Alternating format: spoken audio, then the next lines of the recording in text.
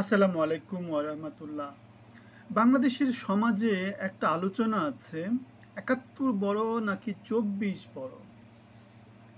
আলোচনাটা কেন আসছে?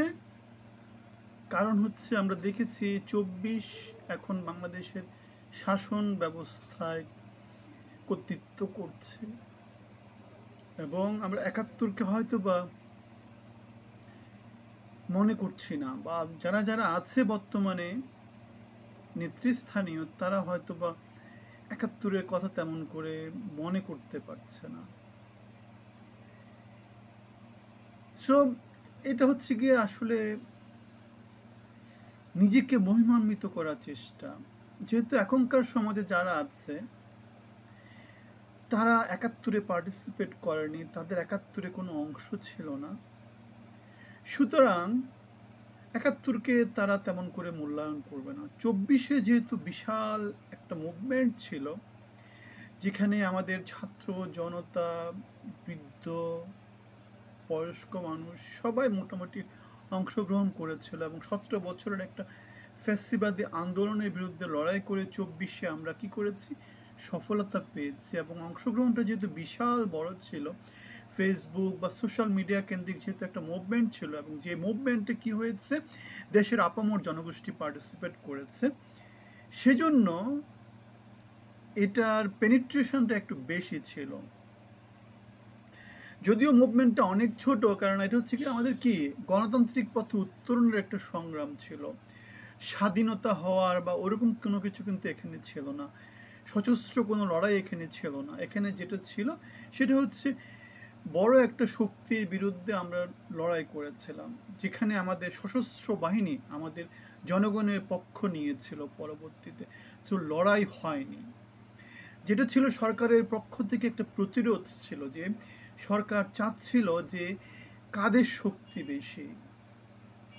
সো অথচ আমরা ১৯৭১-এ কি হয়েছিল, ১৯৭১-এ আমরা কি করেছিলাম, পাকিস্তানি হানাদারদের বিরুদ্ধে সশস্ত্র সংগ্রাম করেছিলাম, সেখানে আমরা স্বাধীনতার ডাক দিয়েছিলাম, সেখানে আমরা ৩০ লক্ষ শহীদের রক্তে রক্তাক্ত হয়েছিলাম এবং ৯ মাস ১০ মাসের মতো একটা সশস্ত্র সংগ্রাম করে আমরা স্বাধীন হয়েছিলাম।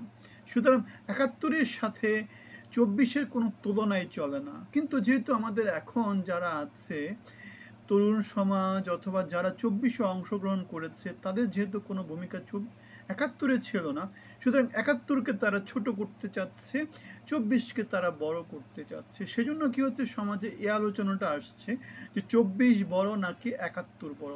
মির্জা ফখরুল ইসলাম আলমগীর সেজন্যই বলেছেন, বাংলাদেশের সমাজে আমরা দেখেছি ২৪-এর আন্দোলন বেসিক্যালি আমরা দেখেছিলাম যে গিরিগিটি টাইপের কিছু লোকজন যারা গত ১৭ বছর কি ছিল, প্রচণ্ড রকমের চাপের মধ্যে ছিল, তাদের ফ্রন্ট ফেসগুলাই কি করছে, নেতৃত্ব দিয়েছে। সুতরাং তাহলে ২৪ এবং ৭১-এর কোনো তুলনা হয় না। যারা ২৪-কে ৭১-এর সাথে তুলনা করতে চায়, তারা মির্জা ফখরুল ইসলামের ভাষায় ৭১-এ দেশের বিরুদ্ধে দাঁড়িয়েছিল। তারা সেজন্য কি করছে, ৭১-কে ভুলিয়ে দিয়ে ২৪-কে উপরে তুলতে চাচ্ছে, ২৪ এবং ৭১-কে সমান করতে চাচ্ছে। কিন্তু ইতিহাসের আলোকে যদি আমরা দেখি, ২৪ এবং ৭১ কোনো রকমের তুলনার কোনো কারণেই নাই।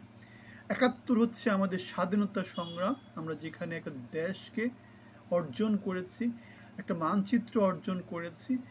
আর ২৪-এ আমরা কি করেছি, গণতান্ত্রিক পথে উত্তরণ করেছি। এখানে আমাদের দেশ মানচিত্র ওরকম কোনো কিছু অর্জন হয়নি। এখানে আমরা বাংলাদেশি ছিলাম, বাংলাদেশি আছি, এখানে আমাদের নতুন করে কোনো কিছু অর্জন হয়নি। শুধু আমরা কি করছি, সরকারি যে ক্ষমতা, সেই ক্ষমতার বলয়ে ফ্যাসিস্টকে আমরা সরিয়ে দিয়েছি। সেখানে আমরা গণতান্ত্রিক পথে উত্তরণের জন্য কি করেছি, একটা অন্তর্বর্তী সরকারকে ক্ষমতায়িত করেছে। এবং এই সরকার যাদের দ্বারা শক্তি পাচ্ছে, তারা হচ্ছে গিয়ে কি ছাত্র জনতা, বৈষম্য বিরোধী আন্দোলনে যারা ফ্রন্ট ফেস ছিল, তারা যারা এখন ২৪-কে ৭১-এর কাছাকাছি নিয়ে যেতে চাচ্ছে, যারা ১৬ ডিসেম্বর আবু সাইদের ছবিকে আমাদের ১৬ ডিসেম্বরের যে শহীদ বীরশ্রেষ্ঠ যারা আছে তাদের সাথে কম্পেয়ার করার চেষ্টা করছে। সুতরাং আপনাদেরকে সচেতন থাকতে হবে, বাংলাদেশের ইতিহাস বিকৃতির পথ থেকে আমরা সবাই সরে আসি। ভালো থাকবেন, ধন্যবাদ।